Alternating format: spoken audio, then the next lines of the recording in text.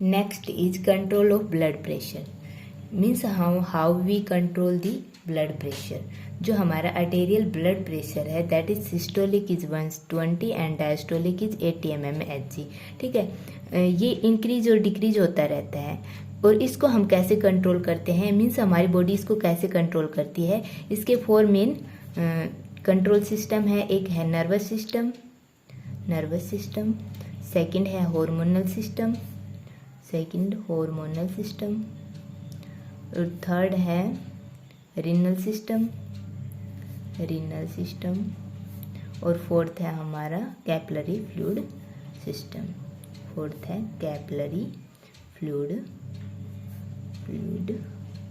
या capillary fluid shift. Okay. Nervous system में हमारा नर्वस सिस्टम है वो हेल्प करता है कि जो हमारा ब्लड प्रेशर है वो कंट्रोल रहे, नॉर्मल रेंज पर रहे.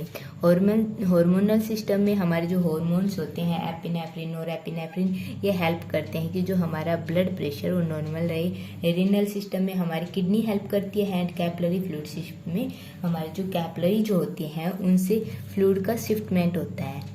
ठीक है, मीन्स कैपिलरी से फ्लूइड रिलीज होता है या capillary absorb the fluid.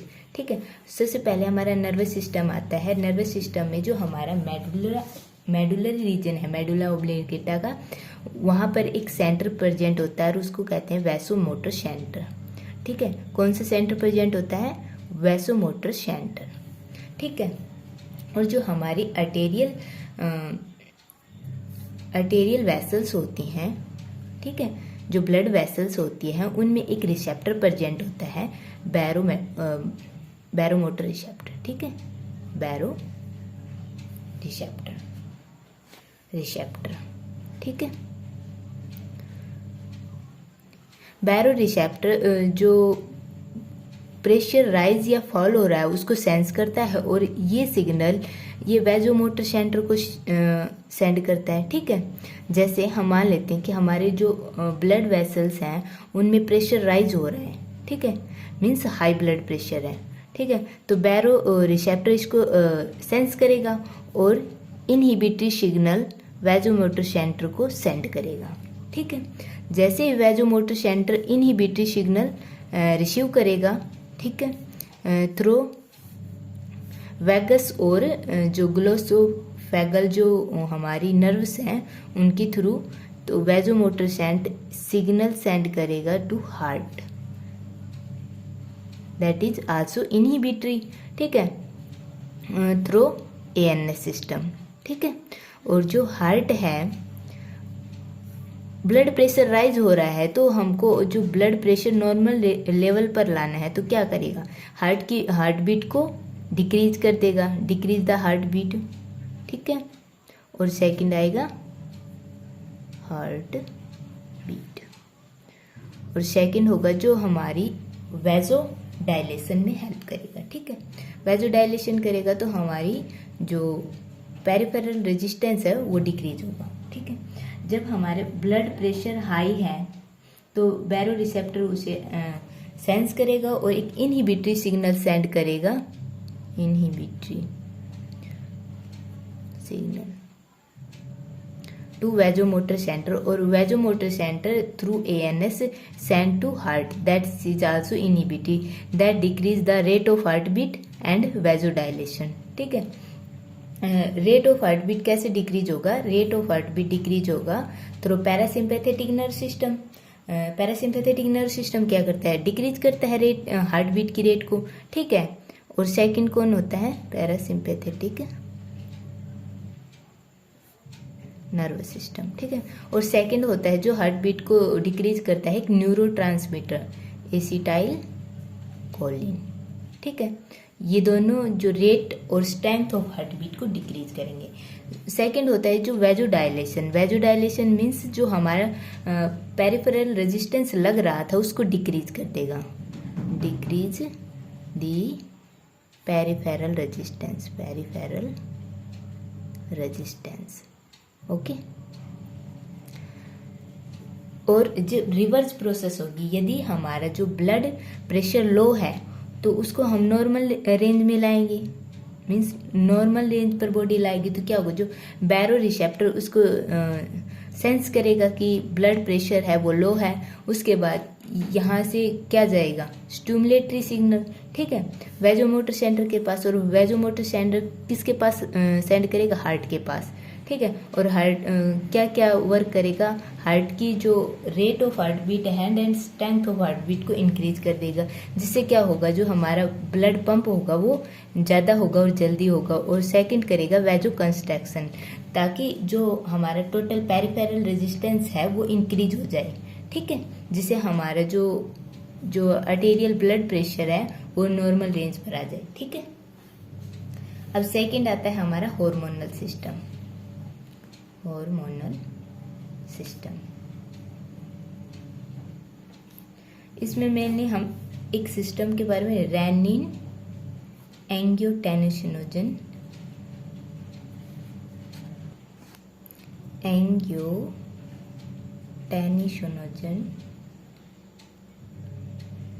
System के बारे में स्टडी करेंगे, ठीक है।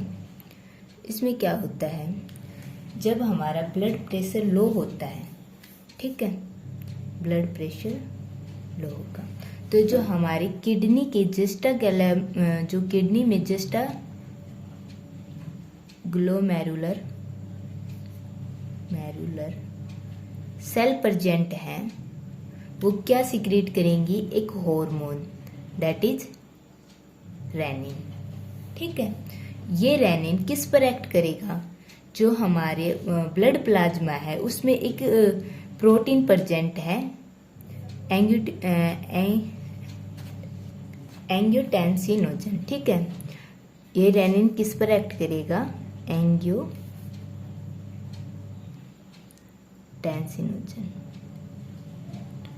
और इस पर रेनिन एक्ट करेगा, ठीक है, रेनिन यहाँ पर एक्ट कर रहा है और किस में कन्वर्ट कर देगा, angiotensin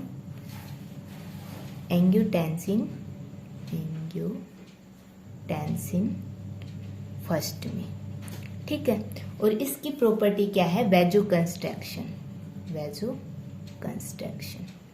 it has weak vasoconstriction property, ठीक है। अब एक सेकेंड एंजाइम आएगा, वो होगा कन्वर्टिंग, और वो किस में कन्वर्ट कर देगा, एंजियोटेंसिन को एंजियोटेंसिन सेकेंड में, एंजियोटेंसिन फर्स्ट को एंजियोटेंसिन सेकेंड में, ठीक है। और इसकी जो प्रॉपर्टी होती है स्ट्रॉन्ग वेजो कंस्ट्रक्शन की होती है, ठीक है। वेजो कंस्ट्रक्शन क्या करेगा, जो ब्लड प्रेशर है जो कि लो हो गया था उसको नॉर्मल लाने में हेल्प करेगा, ठीक है, नॉर्मल लेवल पर। सेकेंड हार्मोनल कंट्रोल में आता है जो हमारा एड्रेनल ग्लैंड होता है, एड्रेनल ग्लैंड, और जो उसकी कोर्टेक्स होती है, वो एड्रेनल कोर्टेक्स एक हार्मोन रिलीज करती है, एल्डोस्टेरोन,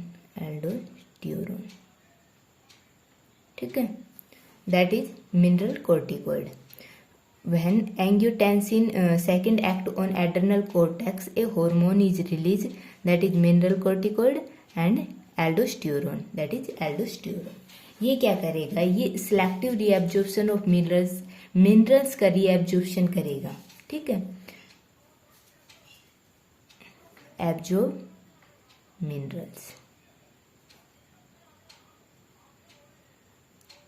मिनरल्स का रीएब्जॉर्प्शन होगा तो इसके साथ क्या होगा, वाटर का भी एब्जॉर्प्शन होगा, ठीक है, और ब्लड वॉल्यूम इंक्रीज हो जाएगी, ठीक है। मीन्स हमारा जो लो ब्लड प्रेशर था वो नॉर्मल रेंज पर आने की कोशिश करेगा, ठीक है। अब थर्ड आता है इसमें, जब ब्लड वॉल्यूम इंक्रीज होगी इन किडनी वेसल्स में तो ये जो प्रोसेस हो रही थी इसके रिवर्स होगी, ठीक है। और नेक्स्ट इज जो हमारा एंजियोटेंसिन सेकंड है, ये क्या करता है, जो हमारी मायोकार्डियल मसल्स होती है उसमें Ca2 पॉजिटिव का इन्फ्लक्स करता है, influx Ca2 positive in myocardial muscles. और इसके इन्फ्लक्स से क्या होता है, जो हमारा मायोकार्डियल कॉन्ट्रैक्टिविटी है वो इंक्रीज हो जाती है, जिससे क्या होगा, हार्ट बीट इंक्रीज हो जाएगी, ठीक है। और इससे क्या होगा, ब्लड प्रेशर राइज हो जाएगा, ठीक है। जब हमारे पास एंजियोटेंसिन जो सेकंड है, इसकी रिक्वायरमेंट नहीं होती, तो ये किस में डिग्रेड हो जाता है, एंजियोटेंसिन थर्ड में। और इसको डिग्रेड कौन करता है, एंजियोटेंसिनेज एंजाइम, एंजियोटेंसिनेज एंजाइम, ठीक है। इसको एंजियोटेंसिनेज एंजाइम डिग्रेड कर देता है, ठीक है। अब हमारा थर्ड आता है रीनल कंट्रोल। जो किडनी होता है हमारा इम्पोर्टेंट ऑर्गन होता है आर्टेरियल ब्लड प्रेशर को मेंटेन करने के लिए, ठीक है। और इसको हम क्या बोलते हैं, हेमोडायनेमिक मैकेनिज्म, ठीक है। जो रेगुलेशन होता है, जब आर्टेरियल ब्लड प्रेशर डिक्रीज होगा, ठीक है, जब ब्लड प्रेशर डिक्रीज होगा, प्रेशर डिक्रीज, तो उस टाइम पर जो यूरिन आउटपुट होगा, यूरिन आउटपुट आल्सो डिक्रीज, ठीक है।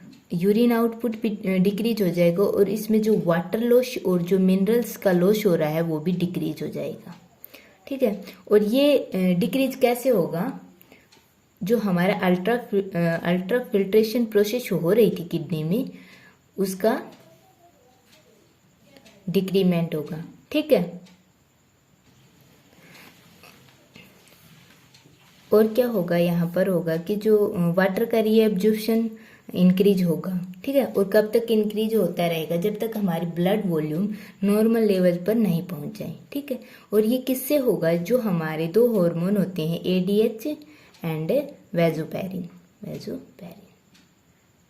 ठीक है, जो कहाँ से रिलीज होते हैं, पोस्टीरियर पिट्यूटरी से, ठीक है।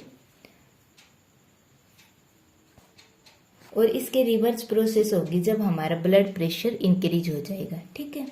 अल्ट्रा फिल्ट्रेशन, जैसे ही हमारा ब्लड प्रेशर इंक्रीज हो जाएगा तो जो अल्ट्रा फिल्ट्रेशन प्रोसेस हो रही है वो भी इंक्रीज हो जाएगी। यूरिन आउटपुट जो यहाँ पर डिक्रीज हो रहा है, जब इंक्रीज हो जाएगा ब्लड प्रेशर तो उस टाइम पर यूरिन आउटपुट भी इंक्रीज हो जाएगा और जो हमारा रीएब्जॉर्प्शन ऑफ वाटर हो रहा था वहाँ पर रीएब्जॉर्प्शन कम हो जाएगा, ठीक है। हमारा फोर्थ आता है कैपिलरी फ्लूइड शिफ्ट, ठीक है। Fourth is capillary fluid shift. इसमें क्या होता है, जो हमारा सिस्टम कंपोज है आर्टीरियोल्स एंड कैपिलरी, ठीक है, कैपिलरी। जैसे कि ये हमारी कोई आर्टरी है, उससे आर्टीरियोल्स निकली, ठीक है, और उसके बाद कैपिलरीज जो लार्ज इन नंबर में होती हैं, ठीक है, ये हमारी हो गई capillaries. Then again they combine, ठीक है। जो हमारा ब्लड प्रेशर इंक्रीज होगा तो हमारे पूरी बॉडी में ब्लड प्रेशर इंक्रीज हो जाएगा, ठीक है। यहाँ पर भी इंक्रीज हो जाएगा और यहाँ पर भी, और कैपिलरीज में भी, ठीक है। कैपिलरीज परमिएबल मेम्ब्रेन होती हैं, परमिएबल मेम्ब्रेन, ठीक है। जैसे ही ब्लड प्रेशर इंक्रीज होगा तो कैपिलरीज में भी ब्लड प्रेशर इंक्रीज होगा, तो जो हमारा फ्लूइड सब्सटेंस है ब्लड में वो कैपिलरीज से रिलीज होकर जो हमारा इंटेस्टिशनल स्पेस प्रेजेंट है वहाँ आ जाएगा, ठीक है। इस स्पेस में हमारा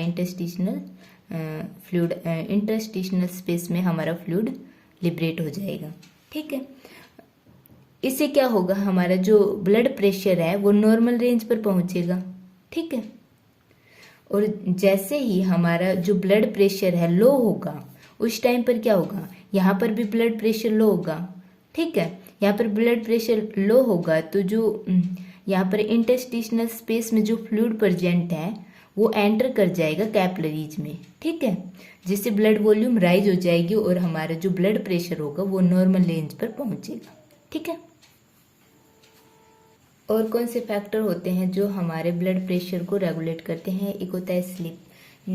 उस टाइम पर स्लीप के ड्यूरेशन में हमारा जो सिस्टोलिक प्रेशर होता है वो 80 mmHg होता है, ठीक है, 80 mmHg।